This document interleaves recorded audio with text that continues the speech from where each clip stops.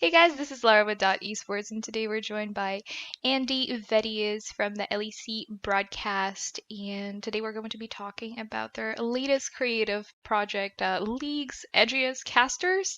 I wanted to know a little bit about what your personal input was in this project and what it was for you to participate in something so emo, I'd say.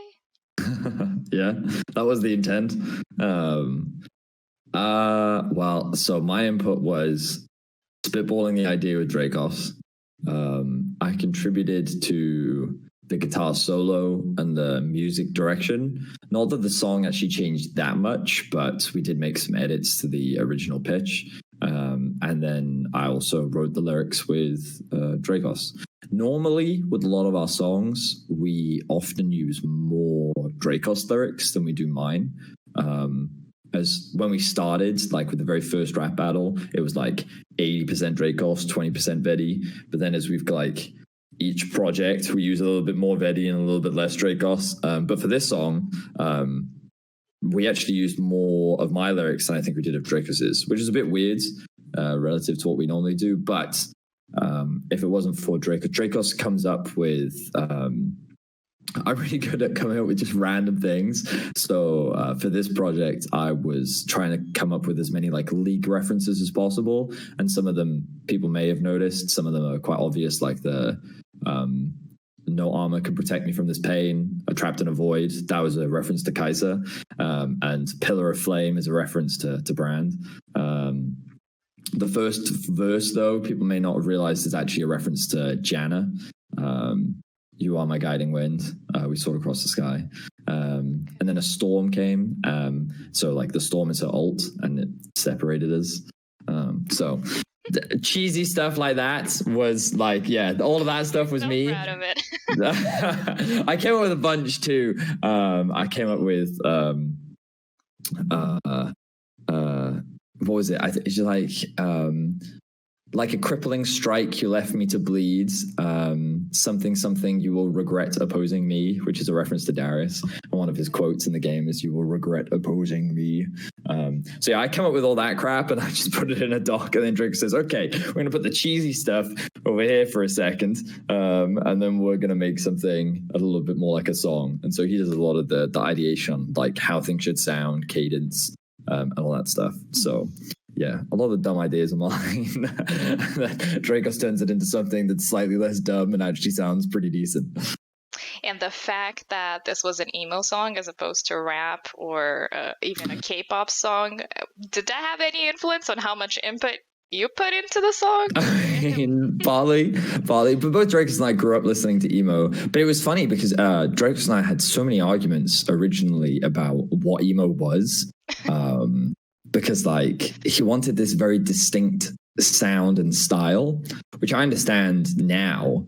But originally when we were talking about like emo, I thought he was talking about like, I don't know if you've heard the song like, you know, the pain without love, pain, I can't get enough, right? Like I thought that was like what he meant by emo, but he's like, no, that's more like rock rather than like emo. And I'm like, wow, and I don't really understand the difference. And he was just like, it's kind of like, and we had many arguments about this, about like the actual, what it should sound like. And then we agreed on, I don't know if you've heard the song A Beautiful Lie by 30 Seconds to Mars, yeah. But they were like, that's what we wanted, a beautiful lie, you know? Okay. But the whole idea is the things in which you do, it's less about like, with that song Pain, it's like, pain without love, whereas A Beautiful Lie is like a beautiful lie, and they do this like dragging out sound, and they do these like harmony things, and so like the things that you introduce into the song kind of change what genre it fits into.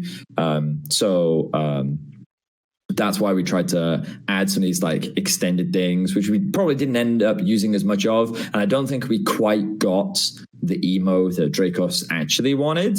I think we could have gone more emo, and we did actually have versions of the song that were probably a lot more emo than the one that we decided on. But we were so happy with how the chorus came out that we were like, no, we're just going to stick with the chorus because we think this is really good and well written. So we want to keep it. So it's probably not true emo. but I would say that like it tried to be. It's like really hard to define, and since you guys had arguments, which is something that like honestly commonly like with friends and whatever, like it's hard to define. For sure, they weren't aggressive arguments. Yeah. Totally. But what is emo to you? What do you personally think is emo? And this is such a weird question for like a League of Legends interview, but here we are. I don't know. Well, so I had my emo phase growing up. I used to wear a scarf and fingerless gloves, and I had a black hood. Yeah, I never wore eyeliner, but I definitely went through my my emo phase. But mine was, so when my grandfather died when I was 15, that was when I went through my phase, right? So I was like, life is pain. There is nothing good anymore. What's the point?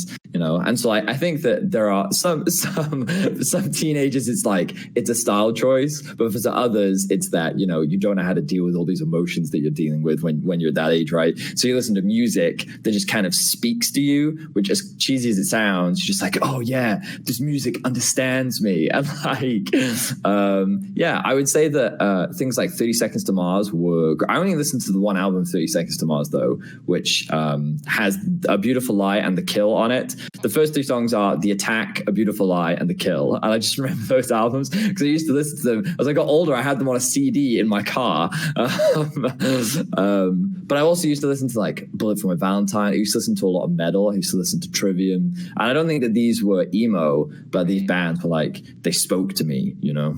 And ultimately, I think that that's kind of the idea behind emo. You want music that that just like you feel you can empathize with, and that's why I do think that we succeeded within the song, even if it is it's a bit satire, right? But it's this idea of like, oh, Rex has been a part of Fnatic for so long, and we want to like emulate what it must feel like to be a Fnatic fan, you know? And that's, you know, I'm not going to say that that's how all Fnatic fans felt, but I'd like to think that there were some Fnatic fans that sat there and were really upset, and they hear this song and it's like, that is how I felt. Yes, you know, like if we did that for at least one person, then I would say we succeeded. You know? All right. And what kind of music represents you now if emo represented your feelings? Oh, I listen to everything. I listen to a lot of so when I go to the gym, I listen to like dance, EDM stuff. Sometimes I listen to a lot of metal. I listen to a lot of rock. Recently, I've been going through a Machine Gun Kelly phase. His newest album, Tickets to My Downfall, very good. Completely different style to what he normally did before, because it's like it's actually very 2000s rock, I would say. But it's very good. I also, I listen to, I think the only thing I listen to a lot of rap too, because I try to get better at rap. Pardon me. And I would say the things that, I quite enjoy classical music actually. So every now and then I go through phases of just listening to Chopin is one of my favorite classical pianists, or composers rather, but listening to it on piano. And like, I listen to this YouTubers called Two Set Violin, very entertaining, but they introduced me to a lot of violin prodigies as well. And like, they're so talented. It's so impressive to watch. So yeah, I listen to kind of everything. Music is a big passion of mine. I don't really have one. It just kind of depends on what mood I'm in, you know? That's fair. When did you learn how to play the guitar? Well, technically I started learning when I was like 11. Okay. But I'm a bit of a weird one. So like, I don't really know what being good at guitar is. And I think like you can ask different people for different definitions. But when I started learning, I just learned because I thought the guitar was cool. And I want to get, I'm pretty sure, I don't know if you've ever seen the movie, the rock band, School of Rock. Yeah, did you ever see that movie? Yeah, I think that movie inspired me to play guitar. That was the movie that did it. No way. Yeah. And the funniest thing is, back then I thought they were so cool, and now, right, if I rewatch that movie, I'm like, yeah, these guitar players not that good.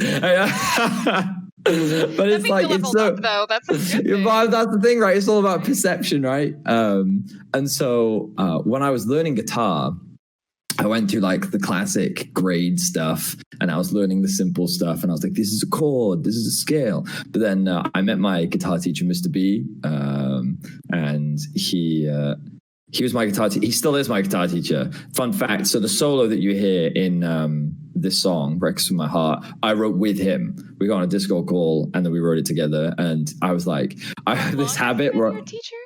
Well, since I was 13, I guess. Wow, so that's crazy. 15 years. Yeah. He helped me write. So with the first song that we wrote, which was I Want the LEC Back, he helped me write that solo. Also with the next song that we wrote, which was We Are EU, he helped me write the solo for that one. Then Dance With Me, there was no solo. And in the raps, there was no solo. But then with this song again, he helped me write the solo. I have this really bad habit of being like, okay, this is what the sound that I want, but I don't know where my sound is. And so he's like, okay, we'll figure that out. He has a really good ear. And then after he's like figured it out, he then teaches me all the theory behind how we got there, which is great. But to go back to the original question, I started learning when I was very young. And when I got to like 15, 16, and I was like, okay, I'm tired of learning all this random crap. I don't want to learn any songs. All I want to know is people ask me like, oh, you can play guitar, right? And I was like, yeah. And they'd be like, oh, cool, play something. It's the most obnoxious thing ever. Like, it's so obnoxious. And all I want to be able to do is if someone says play something, I want to be able to play anything. He's like, okay, I will teach you how to play anything. So he taught me scales. So scales, he taught me how to solo. So he's like, okay, so this scale is really good for this, and this scale is good for this. So like, he taught me the blues natural minor scale, which is great for if you want to play blues. There's also the A minor pentatonic scale if you want to like just be normal. E Phrygian is a great scale for sounding very Spanish. D Dorian is a great scale for like funk. And so like he taught me all these different scales and positions and modes. And he was like, okay, there you go. Now you know all those things. If anyone sits there and says like, play something, just play up and down those scales and they'll think you're a god. And I was like, sweet. And then I got there and then like my passion to get better at guitar didn't really exist because I never planned on using it for anything. And then lo and behold, I now use it to write music pieces for a video game company. Talent. Yeah. So yeah, there you go. Okay, so you never actually got to write a song before this. Well, so I didn't get to write any of the songs because it would take too long. I have written some songs, but so I don't know if you ever saw it. We did this really not very good cold open called Melodious and the Boys, which was a recap song of like what happened so far, because like we got into week 3 and then we took like a break week or something because of Riff Rivals. And so then when we came back, I said like, hey, why don't I make this song that recaps what's happened so far? And yeah, I made that song. And so technically I've written that song and I've written a lot of other ones in private. I'm also currently writing one, but I have never used one in any LEC product because it would take too long. The actual process of like figuring out what you want. And I'm also not quite good enough to be able to write a good song. And I also lack a lot of instruments and the tools to make a good song. So we just hire professionals to do it. So. Right, you have a great production team that will literally help you with anything. And on that note, I feel like the LEC is, I might be biased, but just the creative projects that you guys put out are just, so far out. They're so incredible. I'm just really curious about what kind of professional you were when you walked into this broadcast and what kind of professional you are right now, because music is not the only thing that you're getting to do. Like you're learning how to act out, how to be a band member, or how to dance even with the Last Dance, right? Like, wasn't it like 2 months of rehearsal? So what are these, like, I would say like not strange, but like skills that you maybe didn't think you would pick up walking into this? Well,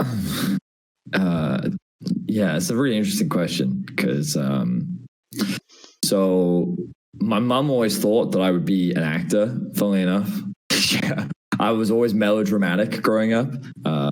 Like I was that kid that I was like a massive pessimist growing up. I always saw the worst possible situations. And so I'd be like, if this happened and then this happened and then this happened, we could die, Mum. And then and she's like, okay, very nice. But she always thought that because I was so full of energy and loud and just very melodramatic that I'd become an actor eventually. But I've always had the perception of if you're going to do something, then you just commit to it 100%. And so that's why I think I've been able to do a lot of things that I have done and how I've been able to get better, because I don't really like losing. I'm very competitive. And I'm not really competing against anyone. So I have to compete with myself. So I look back at Dance With Me and I think like, God, there are so many things we could have done better. So I'm like, and then I go to my producers. I was like, right, we're going to take this, but do it like 7 times better. Okay. At a minimum, we're going to do it 7 times better. And then my producer's like, cool, let's do it. And so it's great because, I mean, I think I don't know where I got any of these skills from. And I wouldn't even say that like I'm not an actor, nor do I have any professional skills. I just try very hard. And it's not just me, it's the whole team. Our producers, Dracos and I, who like write a lot of these things, but also all the LEC talent, they care and they have a lot of fun. So they're willing to throw themselves 100% in, even if, you know, it's cringe, as the fans like to say. But I think it's important that you kind of have to embrace that awkwardness, because then you get to kind of, there's nothing that holds you back, you know. Even if you can't sing, it doesn't matter. As long as you're willing to like put the energy in and the emotion in and the commitment to just trying your best, then like something good will come off the back of it. So same with, you know, acting, dancing, anything. So I would say that, yeah, I've evolved a lot as a professional, especially with understanding how to work with a production team, and just trying to be understanding of a lot more ideas and being able to incorporate all these different things too. So it's it's been a weird process. I'm very grateful to the LEC that they give us this opportunity. It's one of those things where I might not be the smartest color caster in the world, and I know like many fans often say like ex-pro players should be your only color casters, and I was like, you know, in many ways, like I very much agree that they probably make the best color casters, but I also think that the advantage of getting people who are not former pros is you then get some of this creative aspect that makes the broadcast more full. And so I'd like to think that that's kind of where I kind of outshine many of my other color caster peers in kind of the industry in the field, and how I get to kind of stand out and help contribute to what makes the LEC great. So I'm going to keep doing that. And fortunately, I have great colleagues that help. And I'm hoping that we can get like Cadril out of his shell a little bit more, and we can get him on some dumb stuff too. I would love to see him in full emo getup. Yes. I don't know if he'll be emo, but we'll see what he's down for, and we'll see. Like Cadril's great because he's also like he's really into he's into memes, you know, and he's willing to embrace the crazy. So I reckon I reckon we can get him in on some fun stuff. So I reckon we can have some fun with him. It'll be good. Just a matter of time before you guys are in. Just a matter of time. Yeah.